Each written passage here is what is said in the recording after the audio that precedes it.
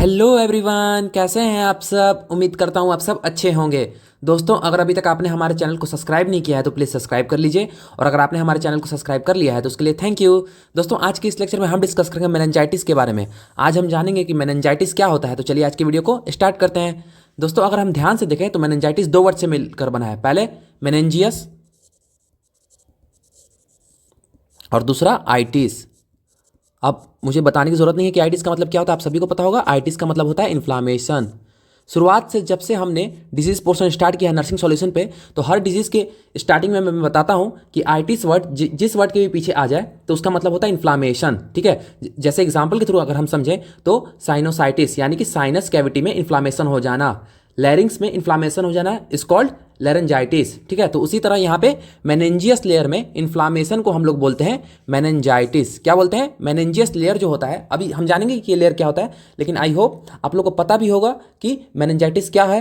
ठीक है, क्योंकि आपने फर्स्ट ईयर में एनाटॉमी एंड फिजियोलॉजी में ब्रेन के चैप्टर में बहुत अच्छे से पढ़ा होगा कि मेनिंजाइटिस क्या है। ठीक है, तो उसी के अंदर हम जानते हैं कि मेनिंजाइटिस क्या है। तो मेनिंजाइटिस क्या है? ये इन्फ्लामेटरी कंडीशन है। क्या है? एक इन्फ्लामेटरी कंडीशन। कहाँ पे? हमारी मेनिंजियस लेयर में। अब मेनिंजियस लेयर क्या होता है और अच्छे से हम समझते हैं कि मेनिंजाइटिस क्या होता है, तो चलिए उसके लिए सबसे पहले हम डिफिनेशन को देखते हैं। तो देखिए, मेनिंजाइटिस है इन्फ्लामेटरी कंडीशन। क्या है? मेनिंजाइटिस एक इन्फ्लामेटरी कंडीशन है।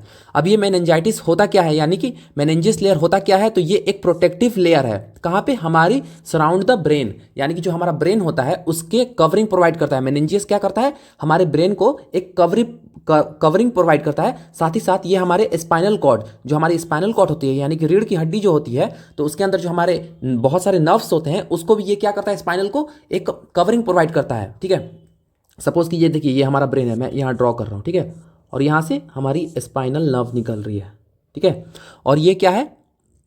ये आउटर कवरिंग, ये मेनिंजियस है जो कि आउटर कवरिंग प्रोवाइड कर रहा है पूरा। ऐसे आप सपोज कीजिए जैसे ये ब्लू वाला है मार्कर जो जा रहा है ऐसे, और इसके अंदर हमारा क्या रहता है? इसके अंदर हमारा ब्रेन और बहुत सारे नर्व्स।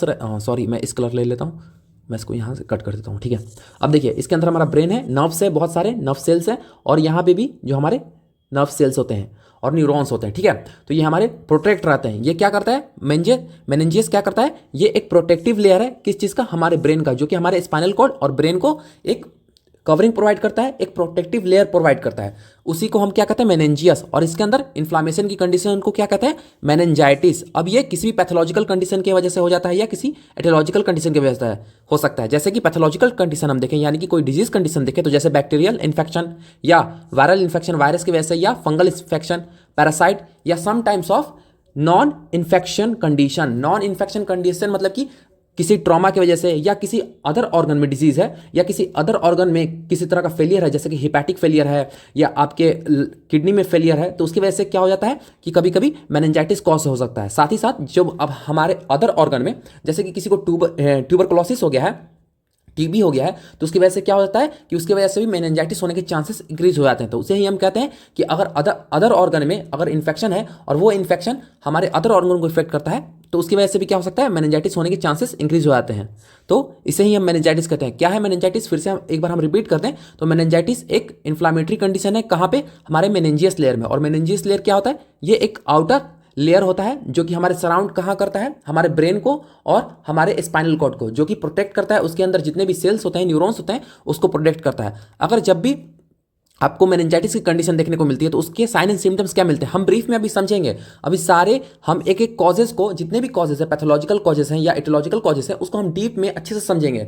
बट आप बस यहाँ डिफिनेशन समझिए, यहाँ पे कुछ साइन एंड सिम्टम्स को समझिए, बाकी तो हम डीप में समझेंगे ही कि ये मेनिंजाइटिस क्यों होता है और किसकी वजह से होता है। साथ ही साथ हम बहुत कुछ इसके पैथोफिजियोलॉजी को भी देखेंगे। तो बस आप पहले डिफिनेशन समझिए। ठीक है, तो मेनिंजाइटिस क्या है? एक इन्फ्लामेटरी कंडीशन है जो कि किसकी वजह से होता है? बैक्टीरियल इन्फेक्शन या पैरासाइट, यानी कि किसी भी पैथोलॉजिकल कंडीशन या नॉन पैथोलॉजिकल कंडीशन, यानी कि नॉन इन्फेक्शियस कंडीशन, यानी कि ट्रॉमा या किसी अदर रीजन की वजह से, हाइपरटेंशन या किसी अदर रीजन की वजह से भी क्या हो सकता है? मेनिंजाइटिस हो सकता है। और उसके अंदर आपको साइन एंड सिम्टम्स क्या देखने को मिलेंगे? तो जैसे कि फीवर मिलेगा, सीवियर हेडेक मिलेगा। अब हेडेक क्यों मिलेगा? क्योंकि अब सर के अंदर ही क्या हुआ है, जो आपके सर है यानी कि जो आपके हेड है, आपके ब्रेन है, उसके अंदर क्या हो गया है? इन्फ्लामेशन की कंडीशन डेवलप हो गई है। ये मेनिंजस क्या रहता है? हमारे ब्रेन ही में तो रहता है ना। मेनिंजस लिए कहाँ प्रेजेंट रहता है? हमारे ब्रेन में रहता है। और अगर ब्रेन में ही किसी तरह से ट्रॉमा हो जाए या किसी तरह से पैथोलॉजिकल इफेक्ट हो जाए तो उसकी वजह से जाहिर सी बात है कि अगर हमारे ब्रेन में है तो बहुत ज़्यादा सीवियर हेडेक करेगा। साथ ही साथ नेक में स्टिफनेस हो जाएगा, यानी कि जो आपकी नेक की मूवमेंट है, आपकी गर्दन की जो मूवमेंट है वो बहुत ज़्यादा टाइट हो जाएगी। आप अच्छी तरह से अपने गर्दन को, अपने नेक को रोटेट नहीं कर सकते। साथ ही साथ नोजिया, वोमिटिंग देखने को मिलेगी, क्योंकि जो वोमिटिंग सेंटर होता है, सीटीजे रिसेप्टर होता है, वो हमारे ब्रेन में ही प्रेजेंट होता है और वो बार बार ट्रिगर होगा, जिसकी वजह से हमें क्या होगा, वोमिटिंग देखने को मिलेगा। और लाइट सेंसिटिविटी, या हम अदर वर्ड में बोल सकते हैं फोटो सेंसिटिविटी, यानी कि फोटोफोबिया भी हो सकता है। इसको हम अदर वर्ड में बोले तो फोटोफोबिया, यानी कि लाइट से डर लगेगा। यानी कि जब जब पर्सन लाइट में जाएगा या सन के कांटेक्ट में जाएगा तो उसे बहुत ज़्यादा एक बेचैनी सी लगेगी और वो खुद को डार्क में मतलब कहेगा, मतलब सोचेगा कि मैं यहाँ से हट जाऊँ, यानी कि जो लाइट आ रही है उसकी डायरेक्ट लाइट आ रही है तो उसमें वहाँ से वो दूर जाना चाहेगा। हम नर्सिंग मैनेजमेंट में ये डिस्कस करेंगे, अच्छी तरह से डिस्कस करेंगे कि लाइट से कैसे बचाना है, मतलब कि उसे डार्क इन्वायरमेंट प्रोवाइड करना है। हमें नर्सिंग मैनेजमेंट में उसे डार्क इन्वायरमेंट प्रोवाइड करना है, जिसकी वजह से वो क्या हो कि कम से कम उसके लाइट बॉडी तक आए या उसकी जो आइज़ है उस तक कम लाइट आए।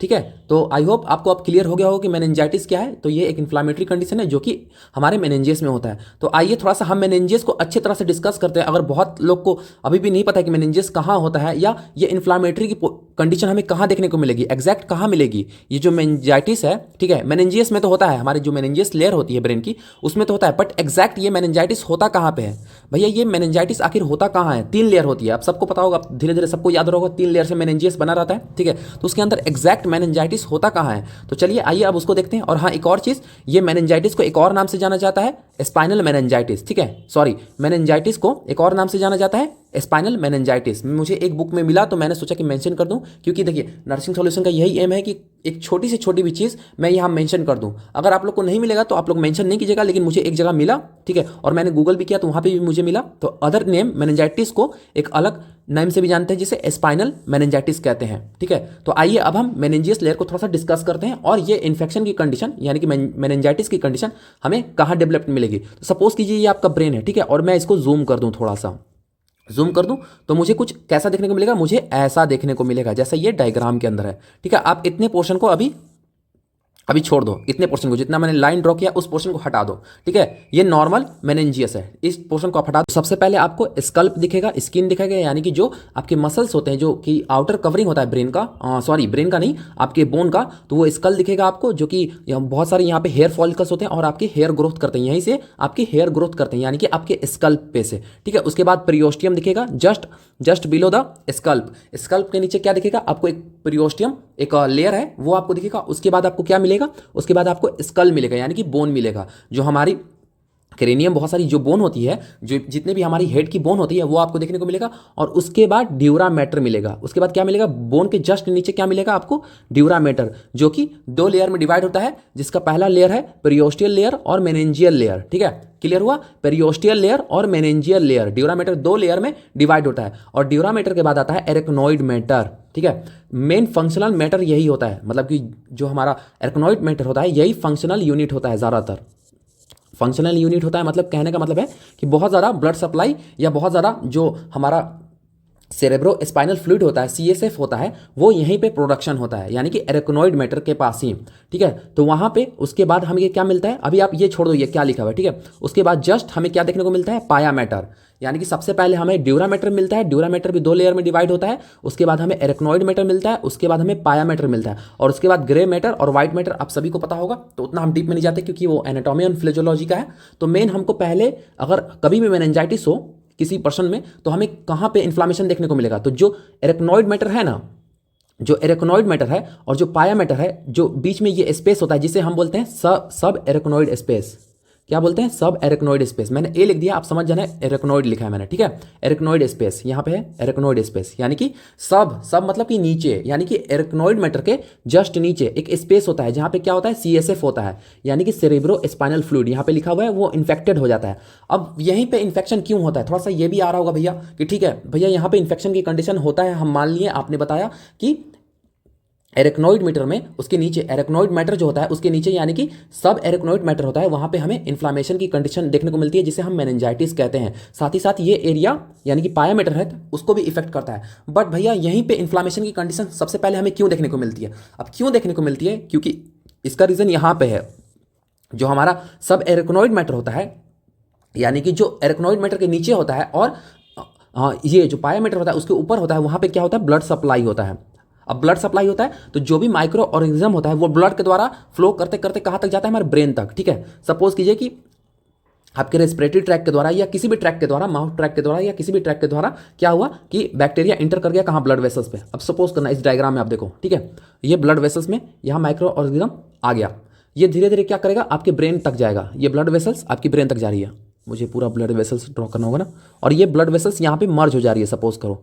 ठीक है, तो यहाँ से धीरे धीरे ये जो माइक्रो ऑर्गेनिज्म आ रहा है ये आपके इंटर कहाँ किया, ब्रेन के अंदर, जो कि ब्लड ब्रेन बैरियर क्रॉस कर गया, BBB। आपने पढ़ा होगा एनाटॉमी एंड फिजियोलॉजी में, ब्रेन के टॉपिक में बहुत अच्छे से आपने डिस्कस किया होगा, ब्लड ब्रेन बैरियर। ठीक है, इसे ब्लड ब्रेन बैरियर बोलते हैं, जो कि क्रॉस कर जाता है, और क्रॉस करने के बाद ये कहाँ पहुँचता है, हमारे सब एरेक्नोइड स्पेस पे। और जहां पे ये क्या कॉज करता है, सबसे स्टार्टिंग में सबसे पहले कहां कॉज करता है, तो हमारे जो सर्व एरेक्नोइड स्पेस होता है वहां पे ये कॉज करता है, जहां पे हमारा सेरेब्रो स्पाइनल फ्लूइड का प्रोडक्शन होता है। यानी कि जो जहां पे सेरेब्रो स्पाइनल फ्लूइड हमारा प्रेजेंट होता है, प्रोडक्शन होता है, प्रेजेंट भी रहता है, वहीं पे क्या करता है, ये इन्फेक्ट कर देता है हमारे सेरेब्रो स्पाइनल फ्लूइड को। और फिर धीरे धीरे अगर ये ट्रीट नहीं किया गया, इसका ट्रीटमेंट नहीं मिला, तो ये धीरे धीरे हमारे पूरे ब्रेन के ऑर्गन को ये इफेक्ट कर देगा, ये धीरे धीरे ये पूरे ऑर्गन को इफेक्ट कर देगा। तो आई होप दोस्तों अब आपको क्लियर हो गया होगा कि मेनिंजाइटिस एग्जैक्ट कहाँ पे होता है, और ये हमारा बस नॉर्मल कंडीशन है, तो आप देख सकते हैं।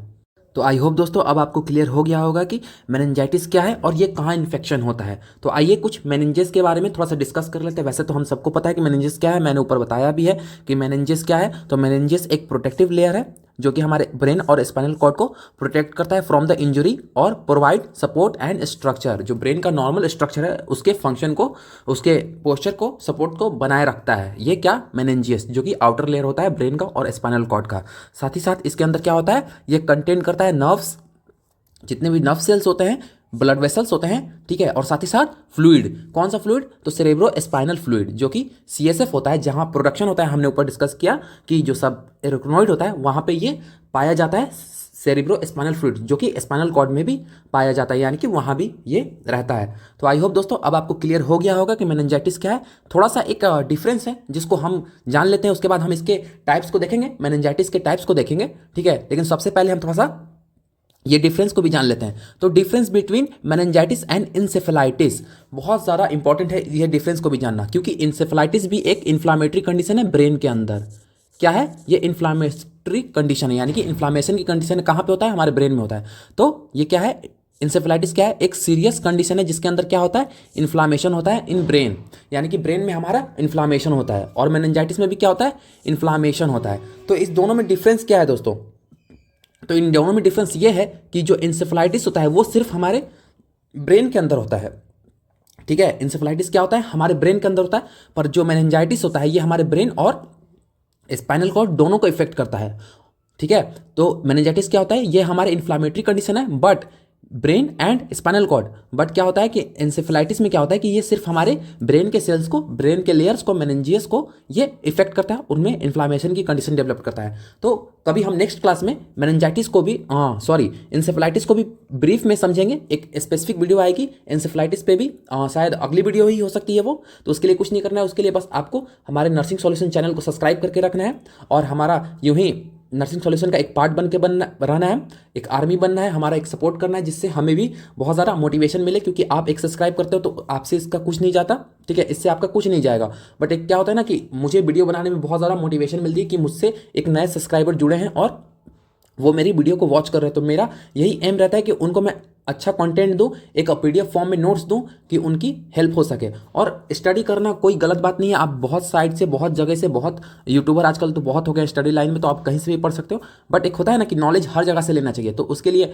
आपको थोड़ा सा हमारे लिए मतलब कि नर्सिंग सॉल्यूशन को भी आप सब्सक्राइब कर लीजिए, यहाँ से पढ़िए, एक अच्छा कंटेंट मिलता है। मैं कोशिश करता हूँ कि आपको पूरी तरह से अच्छा कंटेंट दूँ, तो जो कि आपका एक थोड़ा सा अगर कभी आपको डिफिकल्टी भी होता है तो मैंने यहाँ पे क्लियर कर दिया है कि मेनिंजाइटिस और इंसेफेलाइटिस में क्या डिफरेंस है। तो आइए अब हम मेनिंजाइटिस के टाइप्स देखते हैं। तो सबसे पहले इसके टाइप्स को दो कैटेगरी में डिवाइड किया गया है। इसके टाइप्स को दो कैटेगरी में डिवाइड किया है, अकॉर्डिंग टू कॉजेटिव एजेंट और अकॉर्डिंग टू ड्यूरेशन, ठीक है। तो सबसे पहले अकॉर्डिंग टू कॉजेटिव एजेंट, यानी कि वैसे एजेंट जो कि मेनिंजाइटिस कॉज कर सकते। सबसे पहला बैक्टीरियल मेनिंजाइटिस हो सकता है, ठीक है। दूसरा वायरल यानी कि वायरस की वजह से मेनिंजाइटिस हो सकता है। साथ ही साथ तीसरा हमारा फंगल इन्फेक्शन की वजह से मेनिंजाइटिस हो सकता है।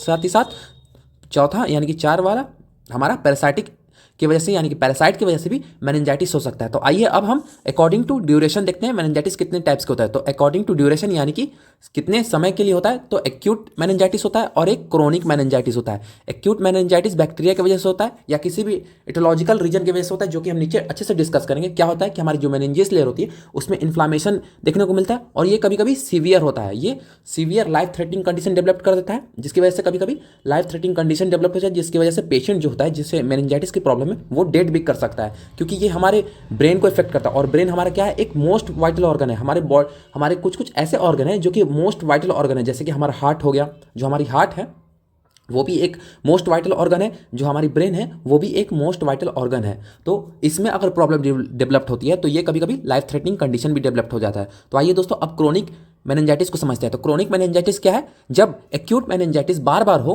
ठीक है, या बहुत लंबे समय तक एक्यूट मेनिंजाइटिस रहे, तो वो क्या हो जाता है, कन्वर्ट हो जाता है क्रोनिक मेनिंजाइटिस में, और इसे हम क्रोनिक मेनिंजाइटिस कहते हैं। साथ ही साथ अगर कभी अनट्रीटेड क्या रह जाए, एक्यूट मेनिंजाइटिस या मेनिंजाइटिस कभी अनट्रीटेड रह जाए, पूरी तरह से ट्रीटमेंट नहीं मिलता है, ठीक है, तो उसकी वजह से भी क्या हो सकता है, क्रोनिक मेनिंजाइटिस होने की पॉसिबिलिटी इंक्रीज हो जाती है, जिसकी वजह से क्या हो जाता है, पेशेंट को क्रोनिक मेनिंजाइटिस होने की संभावना बढ़ जाती है। तो आइए अब इसके हम कॉजेज को देखते हैं। सबसे पहले हमने इसके डिफिनेशन को देखा, ठीक है, साथ उसके बाद हमने इसके टाइप्स को देखा और हमने एक डिफरेंस बिटवीन भी देखा कि मेनिंजाइटिस और इंसेफ्लाइटिस में क्या डिफरेंस है। तो आइए अब इसके हम कॉजेस को देखते हैं, यानी कि कॉजेटिव एजेंट, यानी कि कौन कौन से ऐसे माइक्रो ऑर्गेनिज्म है जो कि क्या कॉज कर सकते हैं, मेनिंजाइटिस कॉज कर सकते हैं। तो सबसे पहला बैक्टीरियल, ठीक है, बैक्टीरियल मेनिंजाइटिस, यानी कि बैक्टीरिया की वजह से मेनिंजाइटिस हो सकता है। अब वो बहुत सारे बैक्टीरिया होते हैं जिसके मैंने सम नाम, मतलब कुछ नाम ऐसे लिखे हैं, मेंशन किए हैं, जिसके सम नेम्स मैंने मेंशन किए हैं, जैसे कि स्ट्रेप्टोकोकस निमोनिया, इसकी वजह से भी क्या हो जाए, मेनिंजाइटिस हो सकता है। ग्रुप बी स्ट्रेप्टोकोकस,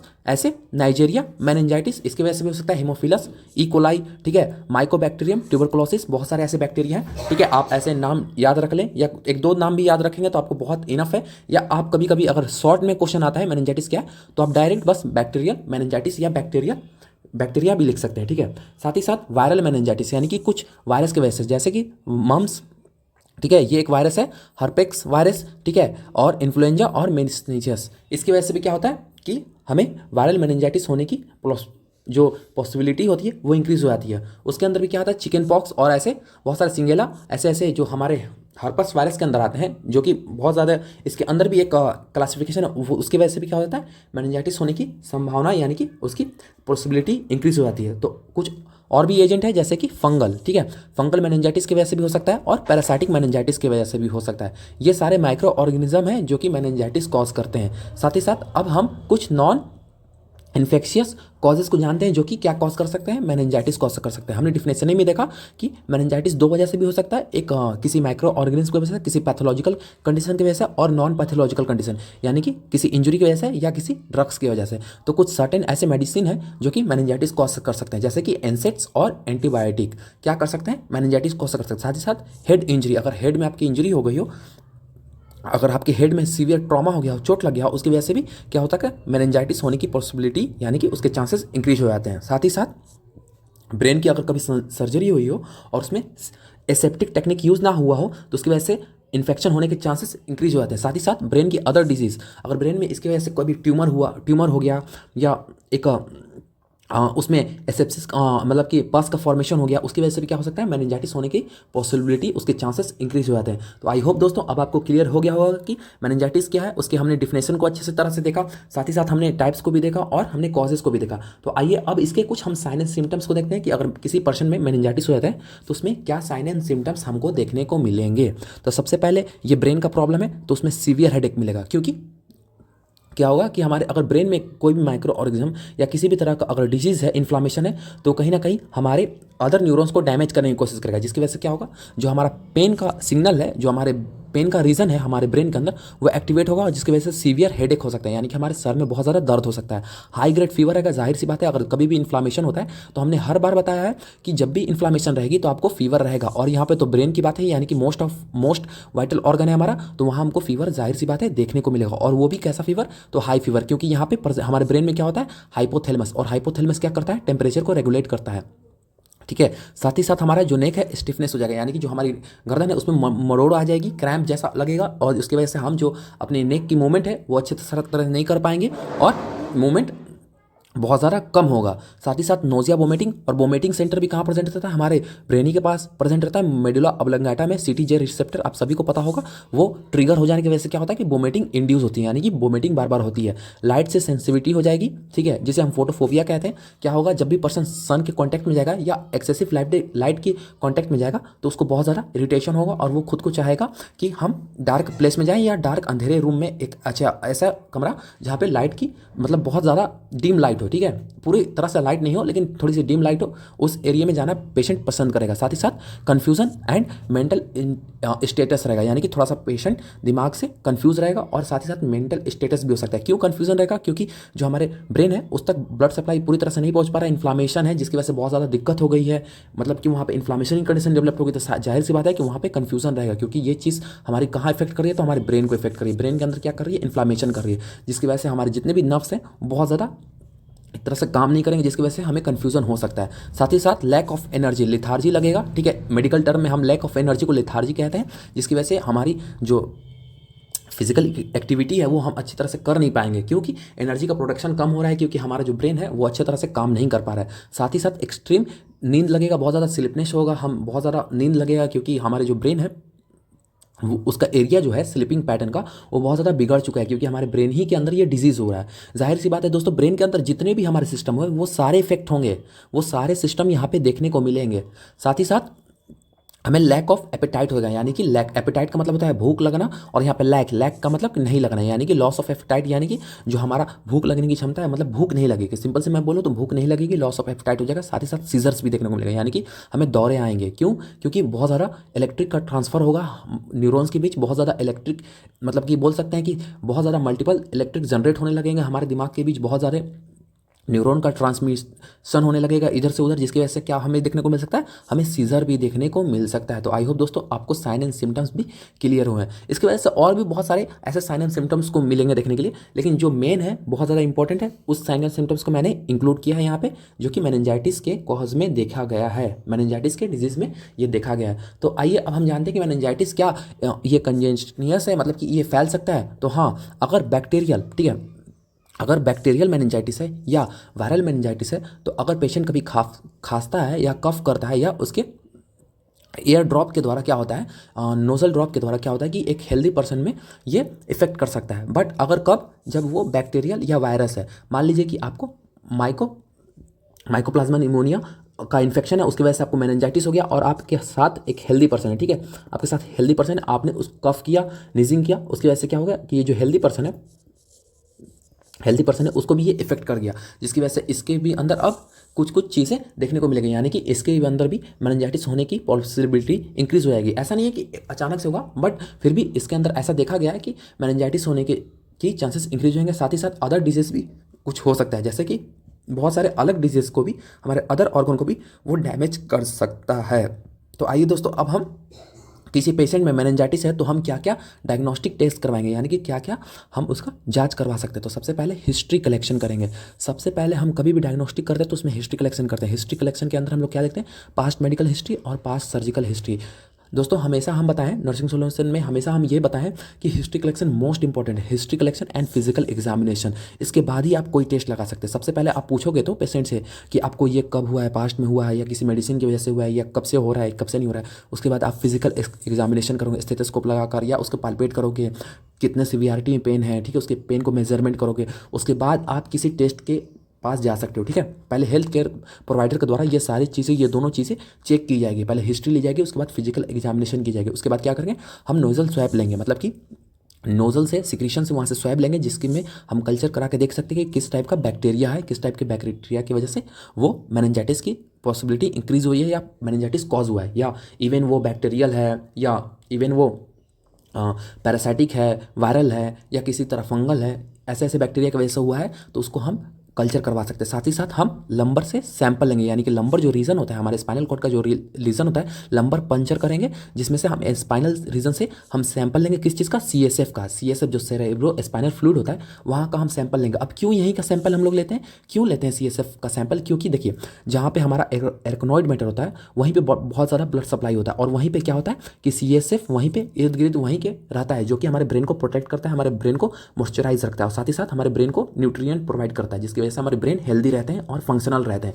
तो वहाँ से बहुत ज़्यादा पता चल जाएगा। अगर सीएसएफ में किसी भी तरह का बैक्टीरिया मिलेगा या किसी भी तरह का माइक्रो ऑर्गेनिज्म मिलेगा तो वहाँ से आइडेंटिफाई कर सकते हैं हम ब्लड कल्चर के द्वारा, मतलब कि उसका कल्चर करवा सकते हैं सीएसएफ का, यानी कि सेरेब्रो स्पाइनल फ्लूइड का कल्चर करवा सकते हैं, और हम आइडेंटिफाई कर सकते हैं कि किस टाइप का वो बैक्टीरिया है। मेनली ये L3 से L3 टू L4 से, यानी कि लंबर रीजन, जो हमारा लंबर रीजन होता है स्पाइनल कॉर्ड में, वहाँ से करते हैं। यानी कि L3 से L4 के रीजन से L3 लंबर और L4 लंबर के पास ही हम क्या करते हैं कि लंबर को पंचर करते हैं, और वहाँ से हम सैंपल गेन करते हैं, मतलब सैंपल लेते हैं, एक्सपर्ट ही लेते हैं। ये नॉर्मल हेल्थ केयर प्रोवाइडर के द्वारा पॉसिबल नहीं है, जो बहुत ज़्यादा स्पेशल है, बहुत ज़्यादा जिनको पता है इसके बारे में, जिन्होंने सिस्टमेटिक एनेस्थीसिया दिया है, वही ये प्रोसीजर परफॉर्म करते हैं। साथ ही साथ हम ब्लड टेस्ट करवा सकते हैं। ब्लड टेस्ट के अंदर ये नॉर्मल है, मोस्ट कॉमन है। ये क्या है ना, किसी भी डिजीज़ में मोस्ट कॉमन है। क्या है?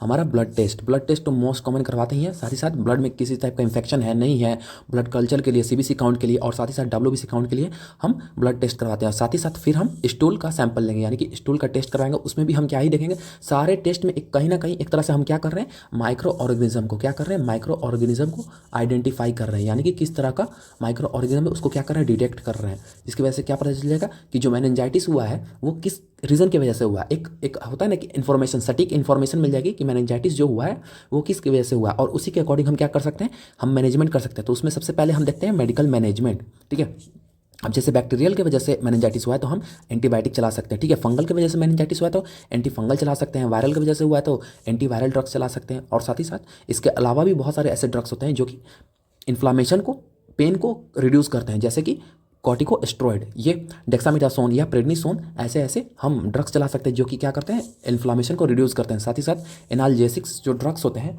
उसको भी हम चला सकते हैं, क्योंकि ये क्या करता है, ये पेन को रिड्यूस करता है। पेन को क्या करता है, रिड्यूस करता है, जिसकी वजह से क्या होगा, अगर पेन रिड्यूस रहेगा तो जो सर में हेडेक हो रहा है, सीवियर हेडेक हो रहा है, नोज़िया वोमिटिंग हो रहा है, वो भी थोड़ा सा मेंटेन में रहेगा।